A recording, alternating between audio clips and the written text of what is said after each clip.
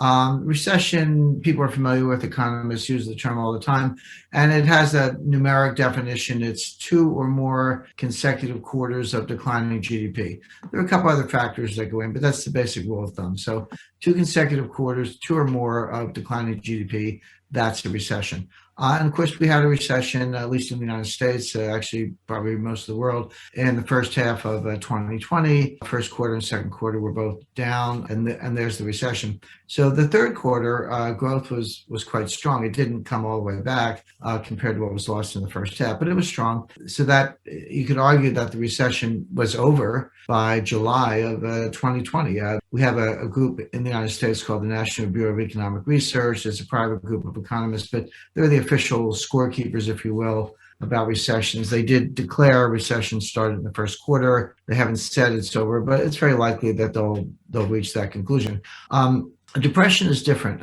Economists, first of all, don't like the word depression because it's more subjective. It's not as quantitative. It involves a lot of psychological, behavioral variables, if you will. But depressions are real. They happen. And we're in one now, but economists just don't like to talk about it. They've kind of banned the D word, as I put it, from the vocabulary. So a lot of people assume that if a recession is 2 quarters or more of declining GDP and a depression sounds worse, that must be 10 quarters of declining GDP, some really horrible economic outcome. And that's not the definition. You can actually have growth in a depression, but the point is it's depressed growth. It's growth below trend, below potential. And for that matter, I think you could make a good case that we've been in a depression since 2008. You look at the recovery. Okay, we had a recovery from 2009 to 2019. It was the longest expansion in U.S. history, but it was also the weakest expansion in U.S. history. The average annual growth during that entire 10-year period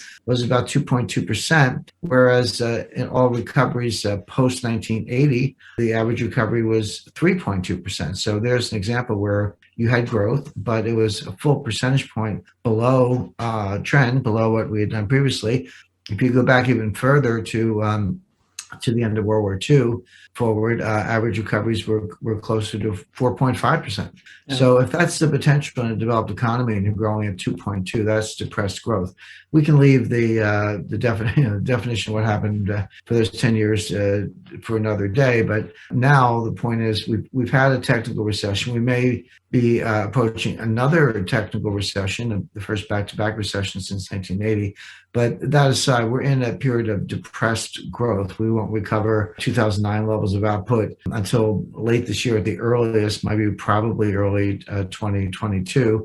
And this will persist for not just years, but for perhaps a decade or more. This will be intergenerational in its impact. So that's what I mean by depression. I did an interview the other day, and I said this could be or was appeared to be worse than the Great Depression. And the person I was interviewing with said, well, hold on, the Great Depression, they recited some statistics since it hasn't been that bad yet. I said, well, you're missing the point. Those figures from the Great Depression took 4 years to play out, or in some ways 10 years if you go all the way out to 1940. We've only been in this for about a year, so let's call me next year, the year after, see where things stand. But in my view, we're in a new Great Depression. It will persist. It will have intergenerational effects and will be very, very difficult to get out of. Even periods of growth will be very weak growth. People between the ages of 25 and 54, prime working age, there are over 10 million of them who don't have jobs, but they're not counted as unemployed because they're not looking for jobs. But the point I make is, well, if you're a bartender in a town where every bar is closed, what's the point of looking for a job? Maybe you can move to Phoenix, Arizona and put solar panels together, but that's not very likely. The point is that labor force participation rate never gets to 100%. It never gets over 70%. There are good reasons for some people not to have jobs. You could be a student, you could be a homemaker. As I say, there are other reasons. But when it drops that much, you have a large pool. And by the way, I've been speaking of this for a long time. Other analysts have as well. Jay Powell, chairman of the Fed, mentioned it in a speech last week. So it's even beginning to sink in at the Fed a little bit. And he said what we're saying right now, which is if you take the able-bodied Americans who don't have jobs but not looking for them and add them to the unemployed list, that number, that percentage number goes up to about 12 or 15%. And that is a depression level unemployment rate. This is, by the way, the evidence is overwhelming from many studies, both international and comparing states in the United States, that lockdowns do not work to stop the spread of the virus. They're very good at destroying economies. Before we continue, help us by smashing that YouTube like button and subscribe now to this channel. This shows the algorithm that you value the information, and it helps us spread this message. Sharing is caring. Please like and subscribe now. Thank you. And now, let's continue. They don't stop the spread of the virus. We've seen, for example, in the United States, we have 50 states. Well, we never had a national lockdown. It went state by state, governor by governor, in some cases, mayor by mayor. So we have a pretty good, we have a diverse set of experiences. So there are places like California and New York that had extreme lockdowns. You had a place like Florida, which had more of a moderate lockdown. You have a state like South Dakota, which had no lockdown. The governor said, wash your hands, social distance. If you don't want to go out to a restaurant, that's fine, but we're not going to tell you you can't. We'll make it voluntary. The same thing was true around the world. We saw extreme lockdowns in Italy and Spain and France in the first wave in 2020. We had some countries that did moderate lockdowns. I would put Sweden in that category. And some countries that, at least initially, had no lockdowns. And Brazil is an example of that. So we now have the data. We have the 50 states. We have 30 or more countries around the world. And what the data shows clearly is that there is no correlation between lockdown policy and the spread of the disease. Or put in more statistical terms, the lockdown policy has no material impact on the spread of the virus. Whatever policy you pursue, you get pretty much the same results in terms of caseloads and fatalities. I did another interview earlier today. It was a large international audience, a lot of people from Asia, and one question said, well, New Zealand had a very severe lockdown and the spread of the disease declined. And couldn't the United States learn from New Zealand? I said, no. I said, I don't doubt that you had a lockdown. I know you had a lockdown. I know the disease declined, but it would have declined anyway. And that's really the point. And we see that from a lot of data. So lockdowns don't help, but they do destroy economies. And that's what we've seen in New York. Now, they say they're easing up, but let's define that. So restaurants can have indoor seating, but only at 25% of capacity. Sports arenas can have fans in the seats, but only at 10% of capacity, and only if you bring a recent test result with you, like a little QR code on your iPhone, etc. That's tantamount to a lockdown. They say they're easing up, but they're not really easing up. The impact on the economy is devastating, and it's not just a question of a business shutting down and then reopening, 6 weeks later, 8 weeks later. A lot of these businesses don't survive.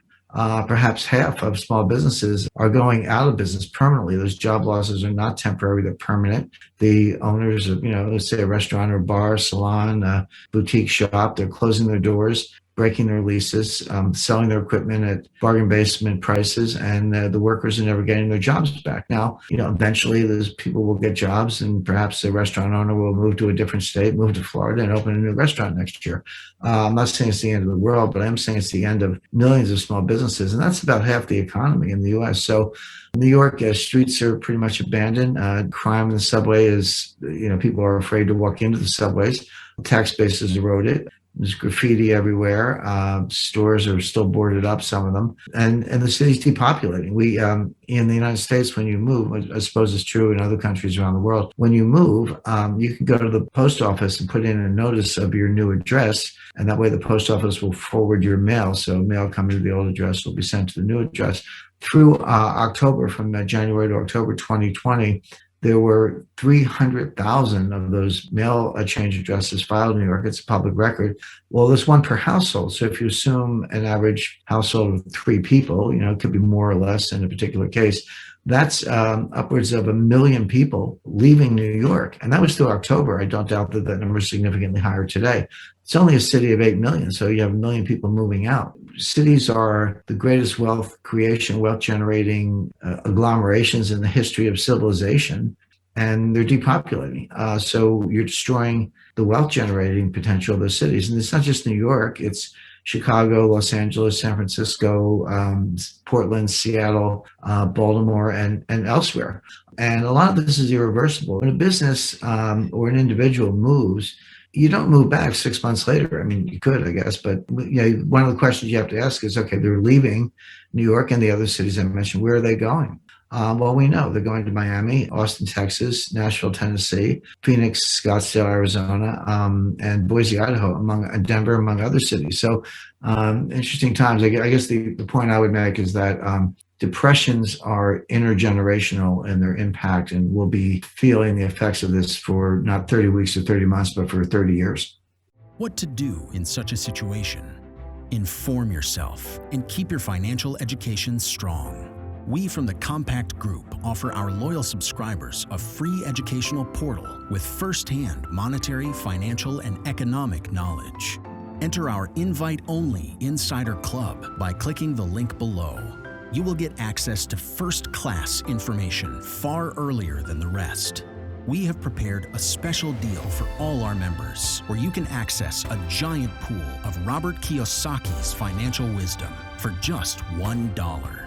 To find out more, simply click the link below and join our Insider Club absolutely free. But there is more you can and should do.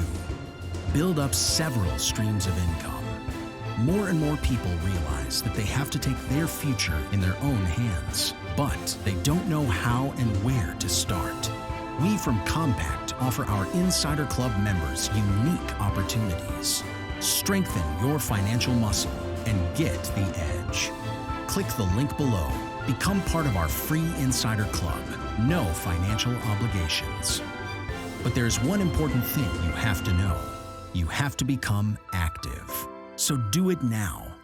Become active and see you on the other side.